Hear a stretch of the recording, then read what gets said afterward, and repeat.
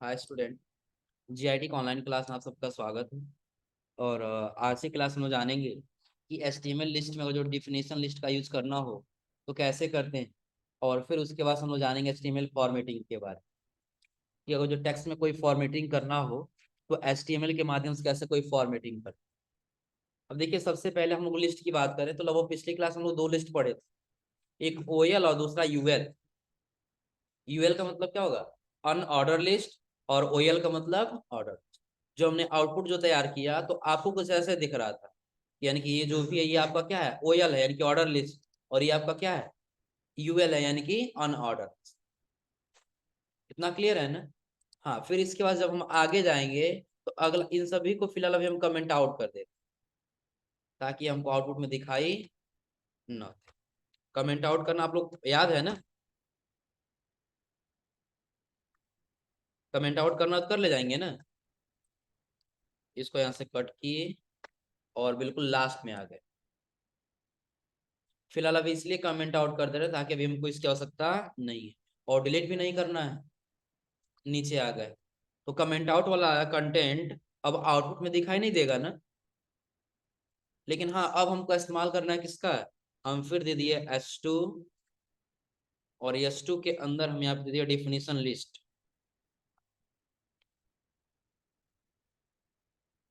Definition list.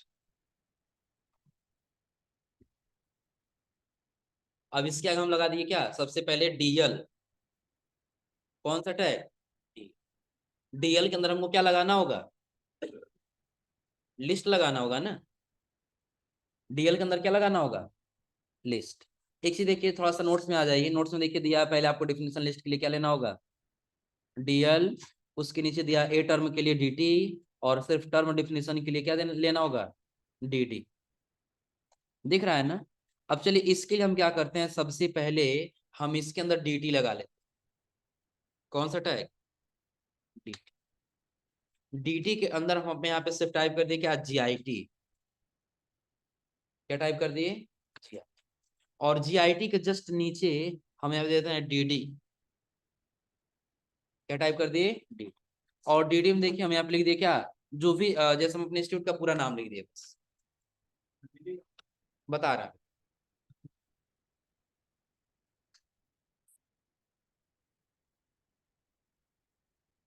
अपने institute का नाम लिख दिए, सेव किए। और सेव करने के बाद कहाँ पे आ गया, आउटपुट। अब आपको कुछ ऐसा डेटा दिखाई आ रहा है, समझ में ना? अब चलिए यहाँ पे हम समझते हैं डीडी का मतलब क्या होगा। देखिए डीडी का मतलब क्या होगा कि जो आपने डीटी लिखा है, डीटी क्या है, जो हमने दिया है डिफिनीशन टेबल के रूप में काम करे। किसके रूप में? Definition table. और ये डिफिनीशन टेबल क्या है कि ये आपको ऐसे कुछ हेडिंग के रूप में दिखाई देगा ऊपर। आ रहा समझे ना? और डीडी का मतलब होगा डिफिनीशन डाटा, कि जो आपको ऐसे डाटा के रूप में दिखाई देगा। मैक्सिमम चीज आप लोग देखे होंगे कि और जब आपको दो लाइन लिखना होता है ना, तो जो मेन हेडिंग कहीं होता है तो वो ऐसे लिख दिया गया होता है। तो जस्ट उसके यहाँ नीचे से नहीं स्टार्ट होकर के, बल्कि यहाँ से स्टार्ट किया जाता है। ऐसा इस्तेमाल किया जाता है ना। जैसे आप लोग भी ज्यादातर हेडिंग देते समय ऐसा करते होंगे। तो जब आपने यहाँ पे सपोज कि आपने कंप्यूटर हेडिंग दे दिया, कौन सा हेडिंग दे दिए, कंप्यूटर। तो कंप्यूटर के बारे में लिखना तो आप यहाँ से लिखना स्टार्ट करते हैं। ऐसा होता है ना? तो अगर जो जहां पे ये कंटेंट देना हो वहां पर हम डीटी का इस्तेमाल करें। आ रहा है समझ में ना? और जहां पे यदि आपका इस्तेमाल करना हो ये वाला डेटा, वहां पर आप किसका इस्तेमाल करेंगे, डीटी। क्योंकि डीटी जो है वो टेबल हेडर के लिए हो जाएगा। और जो डीटी है, डीडी है, वो टेबल डेटा ये डाटा के लिए हो जाएगा। इतना क्लियर है ना? अब इसका अंतर देखिएगा, इसके पहले हम लोगों ने इस्तेमाल किया था वो कुछ अलग दिख रहा था, और ये कुछ अलग दिख रहा है। एक और चीज कर लेते हैं इसमें। जैसे सपोज करिए कि हमें इसी के जस्ट नीचे नीचे आ गए, डीएल ऊपर है ना, यहाँ पे आ जाएंगे। और यहाँ हमने फिर से दे दिया क्या, डीटी। हमने क्या दे दिया, डी। और डीटी में इस बार हम लिख दिए कोर्स, या आवर कोर्स लिख देते हैं, आवर। नीचे आ गए, और नीचे आने के बाद हम लिख दिए डीटी। डीटी दे दिए है ना, तो डीडी देना होगा। और यहाँ पे हम लिख दिया डीएफए। आगे फिर हम डीडी दे दिए, और इसके आगे लिख दिए ईडीएफए। ADFA के आगे हम आ गए, यहाँ रख, इसके नीचे फिर हम लिख दिए DD, और इसके आगे लिख दिए DCA, फिर इसके आगे हम लिख दिए क्या, DD, और इसमें DD के अंदर फिर क्या दे दिए, ADC। चलिए जो आवर कोड्स लिखे हैं ना, इसको बोल्ड कर देते हैं। बोल्ड कैसे होगा ये पता है ना, बी टैग पढ़े हैं आप लोग ना। सेव कर लिए, और सेव करने के बाद से आउटपुट पे आ गए। तो अब आपको कुछ अंतर दिख रहा है, आवर कोर्स और उसके नीचे, हाँ किसको बताएंगे, CSS इसके फॉन्ट साइज को बड़ा करना, वो CSS होगा, उसके अंदर CSS पढ़ रही हो अभी, करने के लिए CSS अभी लगा दे हम इसके अंदर, देखो कौन सा कोर्स ये वाला है ना। हम यहाँ आ जाएंगे, यहाँ हम लिख लेंगे स्टाइल, स्टाइल के अंदर हम लिख देंगे फॉन्ट साइज, कितना बड़ा करना है, चलो हम 50 पिक्सल कर दिए, सेव की, सेव करने के बाद आउटपुट पे आ गया, बड़ा हुआ है। अब सोचो कि आप ये स्टाइल क्यों लिखे हैं, या फॉन्ट साइज क्यों लिखे हैं, आप 50 पिक्सल ही क्यों लिखे, आ रहा समझे ना। तो ये पार्ट किसका है, CSS का है, क्योंकि हम वेबसाइट बनाते समय जिस दिन पहले क्लास स्टार्ट की तो उस दिन बताए थे कि जब भी हम अगर जो कोई एक वेबसाइट डिजाइन करने जाएंगे, तो वहां पर हमको 3 लैंग्वेज का इस्तेमाल करना। कितने लैंग्वेज का, जिसे हमने पहला बताया था HTML, HTML के बाद हम दूसरा क्या बताए थे, CSS, और CSS और दूसरा क्या बताए थे, JS यानी कि जावा। HTML का काम सिर्फ क्या है, कंटेंट को लिखना, क्या करना, कंटेंट को लिखना, और उस कंटेंट के अंदर स्टाइल देना, उसको सुंदर और आकर्षक बनाना किसका काम है, CSS का। और उसी सुंदर और आकर्षक के अंदर जो कोई फंक्शन यानी कोई बटन जैसा कोई कार्य देना है, तो वो किसका काम है, जावा। क्लियर है ना। तो यहाँ पे जो हमने इस्तेमाल किया स्टाइल, ये क्या है हमारा, CSS है। अरे समझे ना। अब यहाँ पे हमको जो भी कहीं भी कोई स्टाइल देना हो, कोई भी आपको सपोज करिए यहाँ पे आपको इसको कलर ही करना है, तो पहले हम स्टाइल दे देंगे। अब देखिए यहीं पे हम लिख दिए बैकग्राउंड कलर,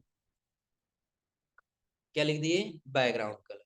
अब जो कलर लगाना हो कलर लगा लेंगे, ये पार्ट किसका है, CSS का। सेव करिए, और सेव करने के बाद से आउटपुट में आ जाइए, देखिए कलर हुआ है, आ रहा है समझे ना। फिलहाल ये किसका पार्ट है, CSS, हो जाएगा ना। चलिए इसको फिलहाल अभी हटा देते हैं, इसकी आवश्यकता नहीं। तो लगभग ये डिफिनीशन लिस्ट क्या, ये क्लियर हो रहा है ना। सेव किए और आउटपुट में आ गए, डिफिनीशन लिस्ट क्या, ये क्लियर हो रहा है ना, कोई दिक्कत इसमें। चल, और उसके बाद से जब आगे आएंगे, तो अगला क्या कह रहा है, तो ये डिफिनीशन लिस्ट वाला हो जाएगा ना। अगला देखिए दे रहा है किसके लिए, HTML फॉर्मेटिंग। तो लोग आप लोग MS वर्ड में फॉर्मेटिंग किए होंगे, बोल्ड इटैलिक अंडरलाइन सब स्क्रिप्ट सुपरस्क्रिप्ट, ये आप लोग टेक्स्ट में फॉर्मेटिंग पढ़े हैं ना। जैसे एक उदाहरण दिखा देते हैं, विंडो R करिए, और विंडो R करने के बाद से विन वर्ड में आ जाइए। तो विन वर्ड में आने के बाद से इससे पैराग्राफ लाने के लिए आप लोग पता है ना, क्या लिखेंगे, equal to rent, bracket open closure. अब बोल्ड करना था इसमें, तो हम लोग क्या कर रहे थे, सेलेक्ट, हाँ, यहाँ पे कंट्रोल के साथ B बटन दबा देंगे शॉर्टकट। इटैलिक करना तो कंट्रोल के साथ, अंडरलाइन करना है तो कंट्रोल के साथ, काम कर रहा है ना। लेकिन वही जब हम कोड के माध्यम से यहाँ डिजाइन करेंगे, तो ये वाला काम नहीं करेगा। हम इसको सेलेक्ट कर दिए, कंट्रोल B से क्या कर दिए, बोल्ड कर, आया समझ में ना। तो ये बोल्ड यहाँ से नहीं होगा, उसके लिए आपको क्या करना होगा, देखिए सबसे पहले हम हेडिंग दे देते हैं। हेडिंग हमने लिख दिया H1, और H1 के अंदर हमने लिख दिया HTML फॉर्मेटिंग,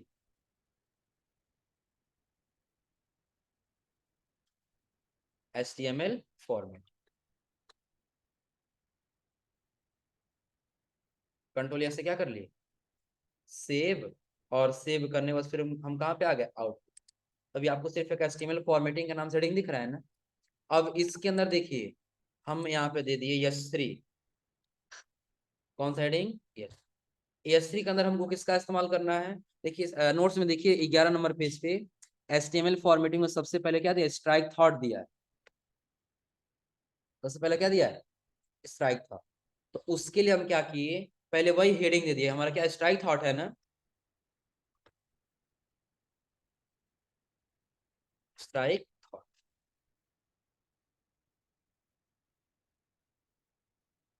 यहाँ पे आ रहेगा ना।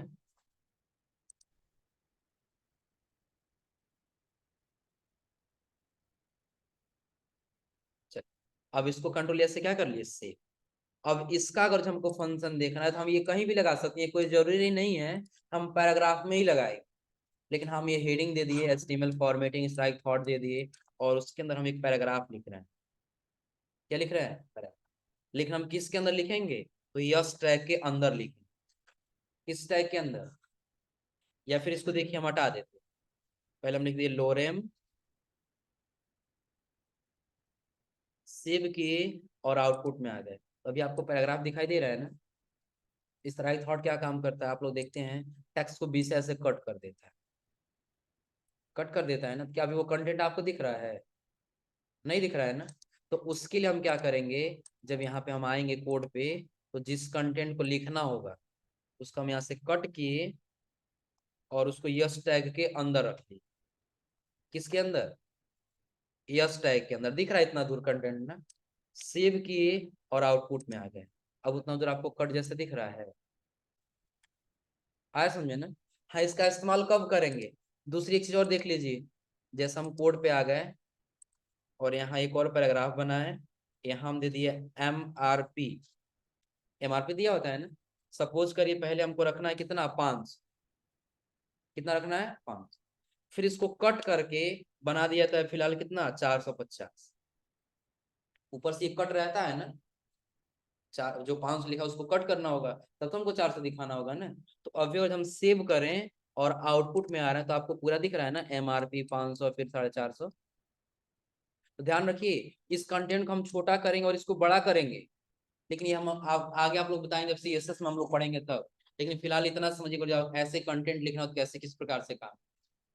तो जो हमने 500 लिखा है, बस इसी को कट करना है ना। इसको किस टैग के अंदर रखेंगे, यस टैग के अंदर। इसको हटाएंगे, यहाँ पे लिखेंगे यस, इसके अंदर लिख लेंगे 500, सेव। और सेव करने बस कहाँ पे आ जाएंगे, आउट। अब अंदर दिख रहा है, हो जाएगा ना। क्या हुआ, यहाँ पे इक्वल टू रहता है। चलो कॉमा को हटा के इक्वल टू कर देंगे, उसमें कौन सी बड़ी बात। सेव करो, आउटपुट में आ जाओ। अब सही है, हो जाएगा ना। ये सिर्फ इक्वल टू ही नहीं रहता है, ऑफ परसेंट ऑफ लिखा गया होता है। आ रहा समझ में ना। हम ऑफ भी लिख सकते हैं। अब कोई जरूरी नहीं है कि हम यही चीज लिखेंगे। आपको जो डिपेंड करता है, जो लिखना वो यहाँ पे लिख सकते, हो जाएगा ना। इटैलिक भी करना है तो आई टैग के अंदर रख लेंगे। तो ये लगभग इतना समझा रहा है ना। अब आप सोच रहे हो नहीं, इसके सिर्फ साइज को और थोड़ा सा बड़ा करके या बोल्ड करके दिखाना हो, या सिर्फ चलिए इसको सिर्फ बोल्ड रखना है। जो 450 लिखे हैं ना, इसको हम किसके अंदर रखेंगे, हाँ इसको हटा देंगे फिलहाल। बोल्ड टैग लगाएंगे, इसके अंदर लिखेंगे 450, सेव करेंगे, और कहाँ पे आ जाएंगे, आउट। हो जाएगा ना, कोई दिक्कत इसमें। ऐसे बनाना तो बना ले जाएंगे, हो जाएगा ना। तो ये हमने किसका इस्तेमाल किया, स्ट्राइक थॉट। HTML फॉर्मेटिंग में पहला कंटेंट क्या था, स्ट्राइक थॉट। अगला देखिए दिया सब स्क्रिप्ट, और उसके नीचे अंडरलाइन, और उसके नीचे सुपर स्क्रिप्ट। तो लगभग सब स्क्रिप्ट और सुपर स्क्रिप्ट आप लोग पढ़े हैं ना। क्या क्या, सब स्क्रिप्ट और सुपर। चलिए इस्तेमाल करते हैं सब स्क्रिप्ट का। तो उसके नीचे हम आ गए, और यहाँ हमने दे दिया H1, और हेडिंग दे दिया क्या, सुपर सब स्क्रिप्ट पहले है ना, सब स्क्रिप्ट। सब स्क्रिप्ट के बाद हम इसको सेव किए, और आगे कहाँ पे, आउट।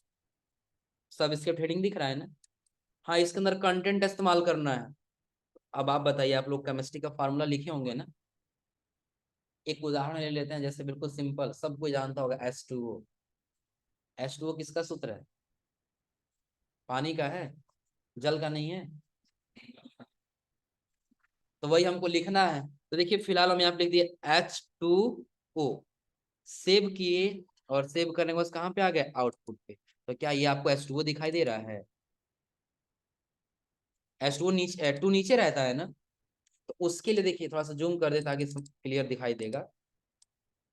अब दिख रहा है यहाँ पर ना। अब हम टू कहाँ लिखना चाहते हैं, नीचे लिखना चाहते हैं ना। तो जो हम कोड में लिखे हैं इसमें से टू को यहाँ से हटा देंगे। टू को क्या कर लेना है, हटा दे। किसके अंदर लिखना है, तो सबसे पहले हम लिखेंगे यस यू बी। क्या लिखेंगे, yes U B, subscript. अब इसके अंदर बस हम टू लिखेंगे और सेव करेंगे। सेव करने के बाद कहाँ पे आ जाएंगे, आउट। अब आपको अंतर दिख रहा है, लेकिन दोनों के बीच में आपको स्पेस दिख रहा हो, स्पेस दिख रहा है ना। स्पेस ना दिखाई दे तो यहाँ दोनों की जगह का स्पेस क्या कर देना, हटा दे, यहाँ से भी और यहाँ से। सेव करिए और सेव करने के बाद से आउटपुट दें। अब सही है, हो जाएगा ना। तो जहां आपको कंटेंट नीचे करना हो, आ रहा समझ में। चलिए एक चीज आगे आ जाते हैं, इसी में एक और लगा लेते हैं। इसके नीचे एक पैराग्राफ लगा दिए। पैराग्राफ के अंदर हम दे दिए क्या, CO2 होता है ना। CO2 किसके लिए होता है, कार्बन डाइऑक्साइड के लिए। हम पहले लिखे CO। अब हमको देना है टू। सेव किए और आउटपुट पे आ गए। तो नीचे जब आएंगे तो क्या CO2 आपको सही दिखाई दे रहा है। हाँ नीचे दिखाना है, उसके लिए हम इस टू को पहले क्या करेंगे, हटा लें। पहले लगाएंगे यस यू बी, इसके अंदर क्या लिखेंगे, सेव करेंगे। और सेव करने के बाद कहाँ पे आ जाएंगे, आउट। अब CO2 सही दिख रहा है ना, कोई दिक्कत इसमें। तो लगभग यहाँ तक करना कर ले जाएंगे ना। कि सबसे पहले हमने आपको बताया डेफिनेशन लिस्ट, जिससे एक हमारा हेडर ऊपर था, उसके नीचे उसका कंटेंट था, उसके अंदर में आ जाएगा, हो जाएगा ना। और उसका हमने आपको बताया स्ट्राइक थॉट, और उसके बाद से सब स्क्रिप्ट। सब स्क्रिप्ट के बाद अगला क्या दिया, अंडरलाइन दिया है ना। अगला क्या दिया है, अंडरलाइन। चलिए यहाँ पे यस टू हेडिंग का इस्तेमाल करते हैं और दे दिए अंडरलाइन।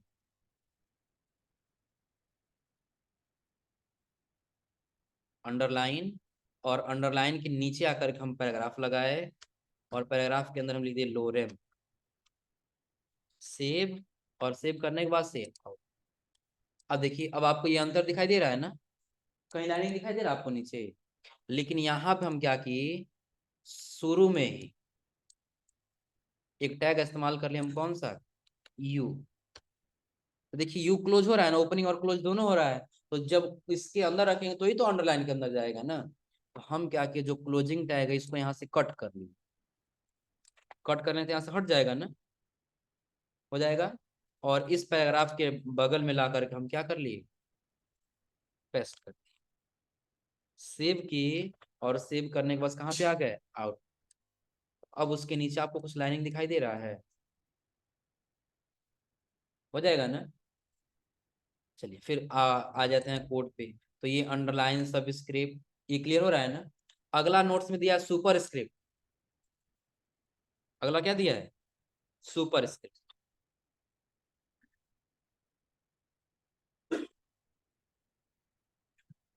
अब देखिए सुपर स्क्रिप्ट का काम क्या है, आप लोगों ने मैथ का फॉर्मूला जरूर लिखा होगा। हाँ, A² + B² होगा ना। सिंपल में देखिए, बस हम यहाँ पे लिख रहे हैं क्या, A² देना है प्लस B² देना है।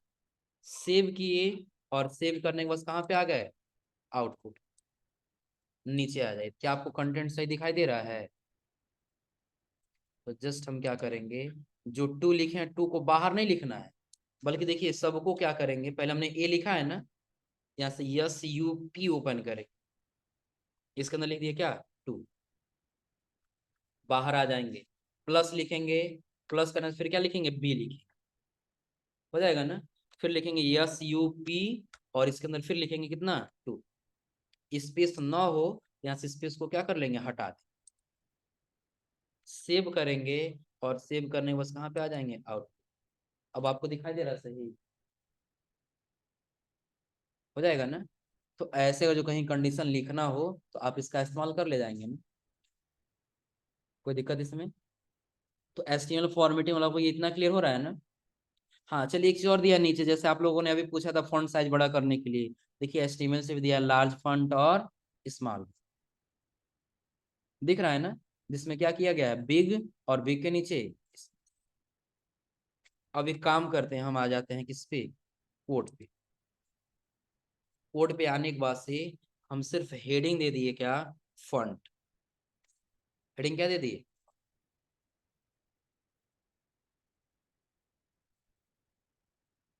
पहले एच टू हेडिंग दे दिए और इसके अंदर लिख दिए फंड। फंड के नीचे आ गए, हम लिख रहे हैं पहले पैराग्राफ है, इस पैराग्राफ के अंदर क्या लिख दिए, लोअर। एक पैराग्राफ आ गया है ना, सेव किए और कहाँ पे आ गए, आउटपुट में। तो कहीं ऐसा आपको दिख रहा है कहीं बड़ा हो या फिर कहीं छोटा हो, नहीं दिख रहा है ना। हम दोनों टैग एक ही साथ लगाते हैं क्या, तो यहाँ से हमने लगा दिया बिग, तो बिग टैग क्लोज हो रहा है ना। इस टैग को यहाँ से कंट्रोल एक्स से कट किए और यहाँ पे ला करके हम क्या कर लिए, पेस्ट कर, बिग टैग हो गया है ना। अब यहाँ पे हम लगा दिए स्मॉल टैग, स्मॉल यहाँ क्लोज हो रहा है ना, इस स्मॉल को यहाँ से कर लिए कट, और कट करने के बाद से हम यहीं लास्ट में ला करके क्या कर दिए, सेव, और कहाँ पे, आउटपुट में। अब आपको कुछ अंदर दिखाई दे रहा है, यहाँ से यहाँ तक क्या हुआ है, बड़ा हुआ, लगभग यहाँ तक है ना। फिर यहाँ से यहाँ तक देखिए बिल्कुल छोटा हुआ है, थोड़ा छोटा हुआ है, और जस्ट उसके नीचे बिल्कुल नॉर्मल जैसे पहले था वैसे दिखाई दे, हो जाएगा जी। तो एक बार नोट्स में देख लीजिए, जो हमने आपको बताया डेफिनेशन लिस्ट, एचटीएमएल फॉर्मेटिंग, हमने आपको बताया 6 फॉर्मेटिंग, स्लाइड थॉट, सब स्क्रिप्ट, अंडरलाइन, उसके बाद से सुपर स्क्रिप्ट, लार्ज फॉन्ट और स्मॉल, हो जाएगा ना। उसके नीचे बोल्ड इटैलिक दिया है, उसके नीचे क्या दिया है, बोल्ड और इटैलिक। तो बोल्ड करना आप लोग पढ़े हैं ना, बोल्ड करना पढ़े थे हम लोग ना। बोल्ड जहां करना हो उसको किसके अंदर रखेंगे हम, बोल्ड के अंदर। हम आ जाएंगे यही कोड पे, करना ये है ना कि जो हमने फॉन्ट ये बड़ा किया है ना, इसी को बोल्ड भी करना है। किसका इस्तेमाल करेंगे, बी, और क्लोजिंग टैग को कट करेंगे और बिग टैग के लास्ट में यहाँ पे लाके क्या कर लेंगे, पेस्ट, सेव करेंगे, और सेव करने के बाद कहाँ पे आ जाएंगे, आउट, नीचे आ जाएंगे। नीचे क्या होगा ना, कुछ अंदर दिख रहा है। चलिए सबको बोल्ड नहीं करते हैं, जितना हमने साइज को बड़ा किया, कट किए और इसके बीच में यहाँ डॉलर तक हम करते हैं, सेव, और सेव के बाद से आउटपुट। अब आपको कुछ अंदर दिख रहा है, जहां तक हमने बोल्ड के अंदर रखा उतना बोल्ड हुआ है ना। हाँ, इटैलिक करना हो तो जितना एरिया आपको इटैलिक करना है ना, उस टैग को आप किसके अंदर रखेंगे, पैराग्राफ बना लिए, इसके अंदर फिर हम लिख लिए लोरेम, और इसमें अब देखिए हमको करना क्या है, यहाँ से हमने आई टैग लगाया, और यहाँ से यहाँ तक कंटेंट को हम किसके अंदर रख दिए, आई टैग के अंदर, सेव किए, और कहाँ पे आ गए, आउट, नीचे। इतना दूर कुछ आपको इटैलिक दिख रहा है, हो जाएगा ना। तो अगर जैसे HTML फॉर्मेटिंग का इस्तेमाल करना हो तो कर ले जाएंगे। हाँ, अभी अगर जिसमें कुछ समझ में नहीं आया हो तो एक बार पूछ लीजिए, फिर दोबारा बता दे रहे हैं, हो जाएगा जी।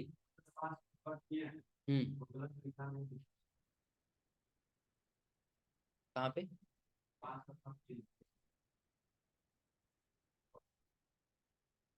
चल ऊपर चल लेते हैं यही ना। हाँ, नीचे कट करने सिंबल जो होता है वो भी लगा सकते हो, कोड पे आ जाओ। चल, 500 लोग ऊपर दिए हैं ना, यही है ना। तो यहाँ पे लगा लो SUB सब, और नीचे यक्स लिख, सेव, और कहाँ पे, आउटपुट, यही कह रहे हो। 500 पे जो कट होता है, नहीं नहीं, उसके लिए CSS का इस्तेमाल करना हो। हाँ, उसके लिए बॉर्डर लगाएंगे, यहाँ पे बॉर्डर को दोनों तरफ से क्रॉस करेंगे तब जाके CSS बॉर्डर जब बताएंगे ना, CSS बॉर्डर में समझ रहे तुम क्या कह रहे हो। जैसा भी हमने ऐसे सिंबल कट किया है ना, तो जैसा भी 500 लिखा था इसको ऐसे कट कर, ऊपर से, आ रहा समझे ना, तो ये उसके ऊपर हो जाएगा, इतना है ना। तो इसमें और कुछ पूछना है तो फिर पूछ लीजिए, हटा दे फिर इसको ना, सेव किए और सेव करने के बाद से आउट। तो अभी लगभग हमने जिस जिस टैग को पढ़ा है लगभग वो सारा टैग क्लियर है ना। देखिए सारा टैग अभी हमने किसी को क्लियर नहीं किया, सबको हमने लिखा है। सारा भी दिखाई दे रहा है ना, शुरू से लेकर के लास्ट अभी तक जो भी हमने पढ़ा इसको हटा दिए, नीचे आ गए। कहाँ क्लोज हो रहा है, यहाँ है ना, हटा दिए इसको। सेव किए और सेव करने के बाद कहाँ पे आ गए, आओ। अब देखिए लगभग शुरू से लेकर के हम लोग जितना पढ़े थे सारा यहाँ पे दिख रहा है ना, हो जाएगा ना। अब आप ये सोच रहे हो कि हम ये अलग अलग पढ़ रहे हैं, लेकिन ध्यान रखिएगा कि अभी हम पढ़ तो अलग अलग रहे हैं, लेकिन जैसे वेबसाइट बनाना चाहेंगे तो जहां जैसे जरूरत पड़ेगा वैसे टैग हम वहां पे इस्तेमाल करेंगे। आ रहा समझे ना। जैसे बिल्कुल एग्जाम्पल एक उदाहरण के तौर पे ले लेते हैं। तो देखिए हमारे यहाँ 2 कोर्स, मान लेते हैं 3 कोर्स चल रहा है उदाहरण के तौर पे। एक जगह अकाउंटिंग चल रहा है कि जहाँ पे वो सिर्फ बिलिंग करेगा, आ रहा समझे ना। एक जगह सिर्फ डाटा एंट्री क्लास चल रहा है, और एक जगह किसी और टॉपिक पे क्लास चल रहा है। जब उन तीनों को एक जगह बैठाया जाता है आसानी से बिजनेस चला ले जाएंगे ना। क्योंकि एक अकाउंटिंग का काम करेगा, एक जो है अलग काम करेगा, और एक जो है अलग काम करेगा, तब तो जाके एक बिजनेस चल पाएगा ना। तो सेम उसी प्रकार से जो हम लोग यहाँ पे एचटीएमएल का काम कर रहे हैं, ये भी सारा हम लोग अलग अलग सीख रहे हैं, और जहां जैसे जरूरत पड़ेगा वैसे टैग का इस्तेमाल करके हम एक ही पास जोड़ सकते। क्लियर है ना। तो ये यहाँ तक आज आप लोग करके आइए लोग, फिर हो जाएगा ना। और अगली क्लास में आपको बताएंगे इमेज टैग। कौन सा, इमेज टैग। कि इमेज का इमेज लगाना हो, इमेज का लोकेशन चेंज करना हो, उसका हाइट और विड्थ सेट करना हो, उसका अलाइनमेंट सेट करना हो, बॉर्डर लगाना हो, कैसे लगा, हो जाएगा ना। फिर उसके बाद हम लोग का आएगा एचटीएमएल टेबल। फिलहाल इतना आप लोग करके आइए लोग, हो जाएगा।